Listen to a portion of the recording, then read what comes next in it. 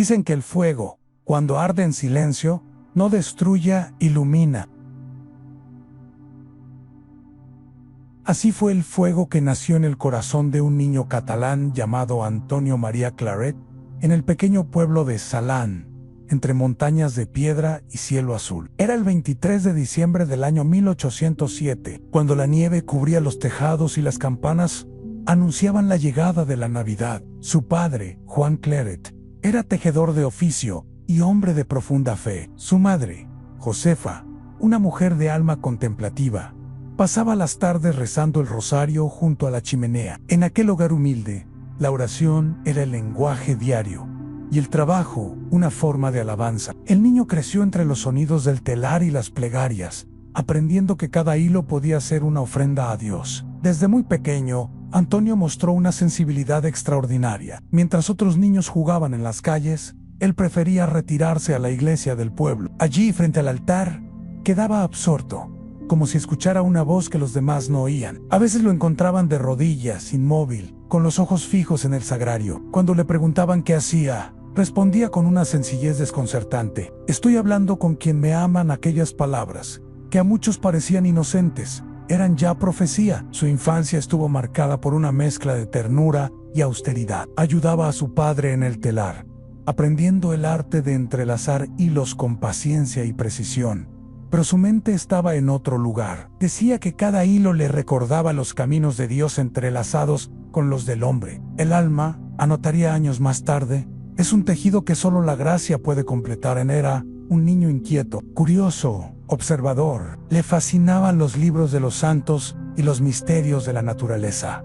Sin embargo, el destino quiso probarlo pronto. En su adolescencia, la necesidad lo obligó a dejar los estudios y dedicarse por completo al trabajo de tejedor. Pasaba largas horas en el taller, moviendo las manos con destreza, pero el corazón le ardía. Sentía dentro de sí una voz insistente que lo llamaba a algo más. Una noche, mientras trabajaba en silencio, levantó la vista y vio la llama de la lámpara temblando sobre los hilos. En esa luz frágil, escuchó una frase interior que marcaría toda su vida: Tú serás mi telar, y tus palabras serán mis hilos. Aquella experiencia lo dejó conmovido. Desde entonces comprendió que su vocación no era fabricar tejidos de lino, sino almas. A los 17 años decidió dejar su pueblo y marchar a Barcelona, con el deseo de aprender más sobre el arte textil. Allí conoció el bullicio de la ciudad industrial, el ruido de las máquinas, la indiferencia del mundo moderno. La vida urbana lo envolvió, pero su espíritu no se adaptó. Mientras los demás hablaban de negocios, él hablaba de Dios, y mientras los otros soñaban con fortuna, él soñaba con servir. Una noche, paseando por el puerto, vio a un grupo de hombres ebrios discutir. En medio del ruido, una frase brotó en su interior con fuerza de trueno: el mundo se quema. Antonio, ¿y tú sigues tejiendo telas? Aquel llamado lo estremeció. Lo entendió como una voz divina. Volvió a Salán y se lo confesó a su padre: siento que Dios me llama y no puedo resistir a su familia.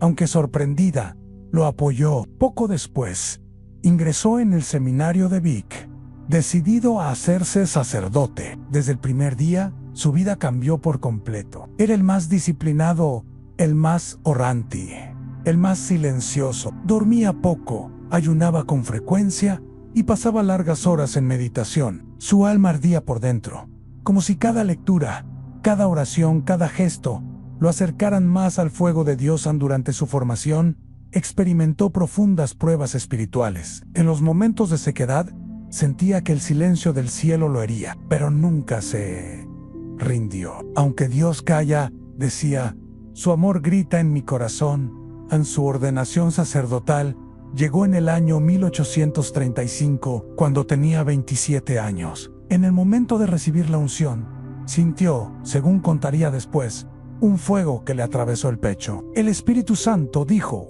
me incendió el alma. Desde entonces, nada lo detendría. Comenzó a predicar en los pueblos catalanes con una fuerza que sorprendía a todos. Su voz no era fuerte, pero tenía algo que conmovía. Sus sermones eran como llamas que iluminaban las conciencias dormidas. No hablaba con retórica, sino con pasión, y cada palabra parecía salir de un corazón encendido. Las multitudes acudían a escucharlo, Algunos lo llamaban el cura del fuego, otros decían que su mirada penetraba hasta el alma. Pero Antonio no buscaba fama. No predico para ser escuchado, escribió, sino para que Dios sea amado. Su método era simple en oración, penitencia y acción. Caminaba a pie de un pueblo a otro, bajo el sol o la lluvia, llevando consigo solo una Biblia, un rosario y una cruz. No pedía dinero ni descanso. Su único alimento era la Eucaristía. Su única recompensa, ver a los pecadores reconciliados. En una carta, describió su vida con estas palabras: nacido para arder. Si no ardo, me apago. Y si me apago, dejo de ser en ese fuego interior. Se volvió su sello. Pronto, su fama se extendió por toda Cataluña. La gente lo seguía por los caminos, lo tocaban, le pedían bendiciones, pero con la devoción también llegó la incomprensión. Algunos lo acusaban de fanático, otros de exagerado. Los poderosos se irritaban con sus denuncias contra la injusticia. Antonio no se defendía. Decía: no temo el juicio del mundo, temo el silencio de Dios. En una de sus misiones experimentó un éxtasis. Mientras predicaba, vio en visión a Cristo crucificado, con el corazón abierto y resplandeciente. El Señor le dijo a Antonio: este es el horno donde quiero consumirte. Aquel encuentro místico transformó su vida para siempre. Desde entonces, su devoción al corazón de Jesús se volvió el centro de su existencia. Su oración se hizo más ardiente, su predicación más audaz. El fuego interior que había sentido desde niño se convirtió en una llama visible para todos. Años después, escribiría: desde el día en que vi el corazón de Cristo no tengo descanso. Ese fuego me persigue, me sostiene y me quema. Fue ese mismo fuego el que lo llevó a fundar la Congregación de los Misioneros, Hijos del Inmaculado Corazón de María, conocidos como los claretianos. Su propósito era uno solo: el evangelizar con pasión, como antorchas vivas en medio del mundo. Pero antes de fundar, debía aprender a sufrir, porque el destino de los profetas no es la comodidad, sino la cruz. Cuando Antonio María Claret fue ordenado sacerdote, el mundo no imaginaba que aquel hombre delgado, de voz suave y paso ligero, se convertiría en una de las voces más poderosas del siglo XIX. Su fuego no era humano, provenía de un amor tan profundo que parecía sobrepasar los límites del cuerpo. Desde los primeros años de su ministerio, su vida se convirtió en un torrente de acción y oración. Predicaba por aldeas, montañas y ciudades. Su método era simple: encaminar, hablar, consolar, escuchar, confesar. No llevaba equipaje ni comodidades, apenas un crucifijo y el evangelio. Dormía poco, comía menos, rezaba siempre. Decían: un misionero debe ser llama encendida, que no se apaga ni bajo la lluvia. Las multitudes lo seguían. Había algo en su presencia que infundía paz. Cuando subía al púlpito, el ruido del mundo se detenía. No hablaba con palabras elegantes, sino con el poder de la verdad. Cada frase parecía venir directamente del cielo. Los pecadores se quebraban, los indiferentes despertaban, los escépticos lloraban. Su fama creció hasta alcanzar los oídos de reyes y prelados. Fue llamado a predicar en las cortes y a aconsejar a los poderosos. Pero Antonio no cambiaba su estilo. Seguía siendo el mismo sacerdote pobre, de sandalias gastadas y mirada ardiente. Cuando le ofrecían lujos, los rechazaba. Mi casa es el camino, decía menos, y mi tesoro es la cruz. En una de sus cartas escribió: he comprendido que la voz del evangelio no se apaga con los cañones, ni las revoluciones pueden extinguir el amor de Cristo. Esa convicción lo sostuvo durante los años más duros, porque el fuego que iluminaba su alma también atraía sombras. Las autoridades liberales de su tiempo, hostiles a la iglesia, lo consideraban peligroso. Sus sermones eran vistos como una amenaza para el nuevo orden político. Fue difamado, vigilado, atacado. En una ocasión, mientras predicaba en la calle, un hombre se abalanzó sobre él con una navaja. La multitud gritó en Claret. Se quedó inmóvil, sin miedo. La hoja apenas lo rozó, y el agresor cayó al suelo temblando. No temas, le dijo el sacerdote. No eres tú quien lucha contra mí, sino el mal que quiere apagar la luz. Después de ese suceso, muchos comenzaron a hablar de milagros. decían que nada podía tocarlo. Otros aseguraban que, al orar, su rostro se iluminaba con una luz sobrenatural. Pero Antonio no hablaba de prodigios. No soy yo, decía. Es Cristo quien vive en mí en su fama. Llegó hasta Madrid, donde fue nombrado confesor y consejero espiritual de la reina Isabel II. Aceptó el cargo con humildad, aunque sabía que la corte era un campo de pruebas. Allí, en medio de los lujos y las intrigas, su figura austera parecía un anacronismo. Rezaba, aconsejaba, corregía con ternura.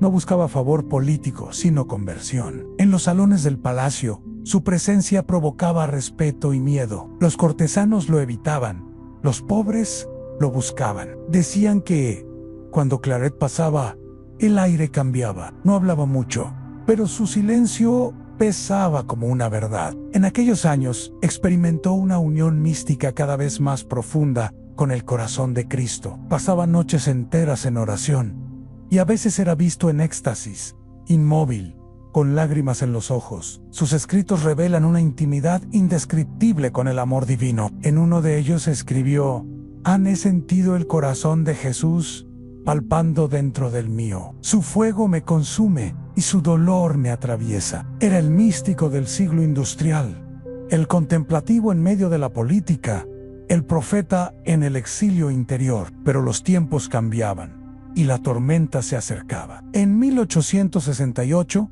estalló la revolución en España. La monarquía fue derrocada y con ella cayó también la protección de Claret. Fue perseguido, acusado, amenazado de muerte. Muchos querían verlo callado. Él respondió: «Pueden silenciar mi voz, pero no mi fuego». Se exilió en Francia, llevando consigo apenas lo necesario. Vivía en pobreza, en pequeños conventos, dedicando los días a escribir y las noches a orar. Fue allí, en el silencio del destierro, donde su alma alcanzó su plenitud mística. Sus compañeros lo veían pasar horas frente al crucifijo, inmóvil, en silencio. A veces sus labios se movían, pero no se oía nada. En una ocasión, uno de los frailes lo sorprendió con el rostro bañado en luz.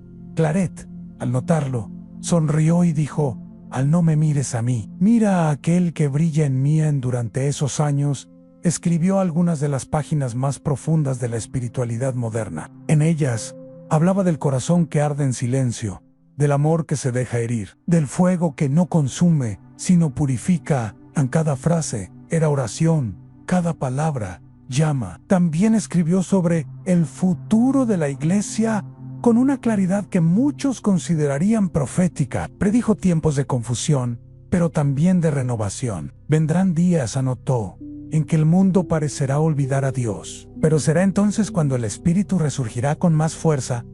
Su unión con Cristo llegó a tal punto que, en sus últimos años, experimentó los estigmas invisibles, dolores, fiebre, heridas espirituales. No las mostraba, pero quienes lo acompañaban sabían que su cuerpo sufría. «Estoy crucificado con Cristo», decía con serenidad, «pero en esa cruz encuentro descanso». Los testigos afirmaban que, durante la misa, su rostro se transfiguraba. En el momento de la consagración, su voz temblaba y las lágrimas corrían por su rostro.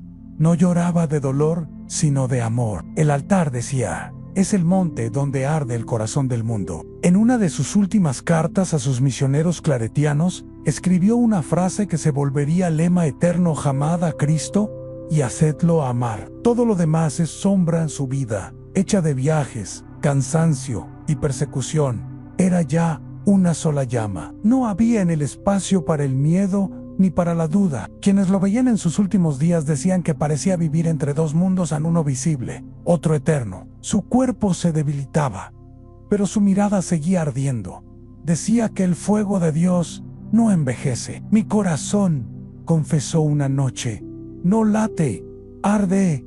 Y en ese fuego de amor se preparaba para el gran encuentro. El otoño había comenzado a pintar de oro las colinas del sur de Francia, cuando el anciano misionero, cansado pero sereno, comprendió que su hora se acercaba. En el pequeño monasterio cisterciense de Fontfroide, donde se refugiaba tras años de exilio, Antonio María Claret vivía sus últimos días como había vivido toda su vida, en silencio, oración y amor. Los monjes lo veían caminar despacio por los claustros, con el rosario entre las manos y la mirada fija en el horizonte. A veces se detenía frente al crucifijo del jardín y permanecía inmóvil, como si conversara con alguien invisible. Una tarde, uno de ellos le preguntó: «Padre, ¿de qué habla tanto con el Señor?». Y él respondió, con una sonrisa que era casi un suspiro: «De lo mismo que hablé toda mi vida, de su amor por el mundo y del fuego que no se apaga».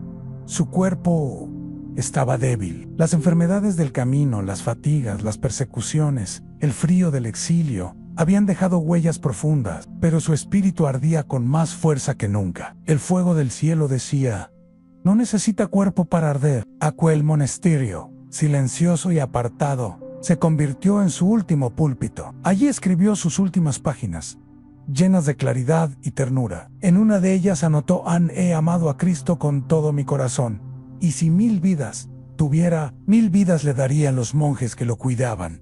Contaban que, en las noches, la luz de su celda quedaba encendida hasta muy tarde. Se oía su voz baja, orando por la iglesia, por España, por sus misioneros, por el mundo. «No dejes, Señor», decía, «que el fuego que encendiste en mí se apague con mi muerte». El 24 de octubre del año 1870, mientras el sol caía detrás de los montes, el cielo pareció inclinarse sobre la tierra. En su lecho, rodeado de silencio, el santo abrió los ojos y murmuró: «Padre, en tus manos entrego mi espíritu». Y mi fuego encerró los ojos y expiró suavemente. No hubo tormenta ni clamor, solo una paz tan profunda que los monjes cayeron de rodilla. Dijeron que, en el momento de su muerte, un perfume desconocido llenó la habitación y que el rostro del padre Claret se iluminó como una llama serena. Había partido el profeta del corazón ardiente. Su cuerpo fue sepultado en el monasterio, y muy pronto comenzaron los testimonios de milagros. Los peregrinos llegaban de todas partes, atraídos por la fama del misionero que había ardido sin consumirse. Tocaban su tumba y sentían consuelo, oraban y recibían paz. El fuego que él había pedido que no se apagara siguió vivo. Su congregación, los misioneros hijos del Inmaculado Corazón de María, se expandió por el mundo, llevando la llama del Evangelio a los lugares más remotos. Cada claretiano, al pronunciar sus votos, recordaba las palabras del fundador: «Ser fuego que enciende otros fuegos». Su legado creció como un río espiritual que atravesó los siglos. En América, en África, en Asia, su nombre se convirtió en sinónimo de celo y ternura. Los pueblos lo recordaban no solo como fundador, sino como padre. En las misiones, su retrato colgaba junto a las imágenes del Sagrado Corazón. En los templos, sus palabras se repetían como oración a amar y hacer amar a Cristo. 40 años después de su muerte, la Iglesia reconoció oficialmente su santidad. En el año 1934, fue beatificado por el Papa Pío XI y en 1950, canonizado por Pío XII en la Plaza de San Pedro, bajo el cielo de Roma. La voz del pontífice proclamó su nombre entre los santos, y el eco de aquel momento pareció recorrer la historia. En Antonio María Claret, apóstol del corazón de Cristo. El mundo moderno, que tanto había cambiado desde su tiempo, necesitaba su mensaje más que nunca, porque el fuego de su vida no fue un fuego del pasado, sino una luz para el futuro. Su ejemplo recordaba que la fe no es reposo, sino movimiento, que el amor no es palabra, sino llama. En cada época de oscuridad, su figura vuelve a aparecer como antorcha. Cuando el mundo se enfría, su voz resuena desde la eternidad: «Arde, alma mía», y enciende otras almas. A los claretianos, fieles a su espíritu, continúan su misión en los 5 continentes, en las cárceles, en los hospitales, en las aldeas olvidadas. Su fuego sigue vivo.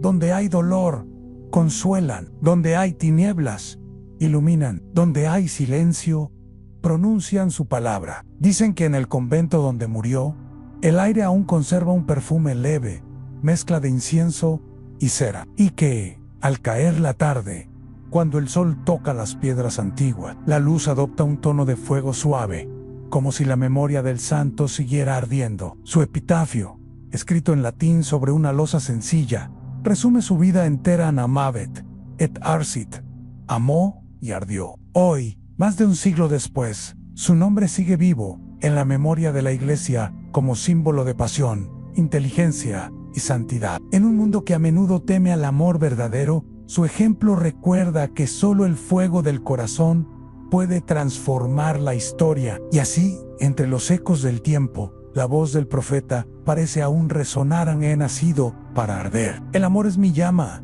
Cristo es mi hogar. El fuego del alma de Antonio María Claret no se extinguió en Fonfroide, se transformó en una llama eterna, guardada en el corazón del mundo, porque hay santos que predican con palabras, y hay santos que predican ardiendo, y Claret fue ambos en palabra y fuego. Por eso, la Iglesia lo recuerda hoy, en su reconocimiento eterno, como Santo Antonio María Claret, el profeta del corazón ardiente. Su vida terminó en silencio. Su fuego nunca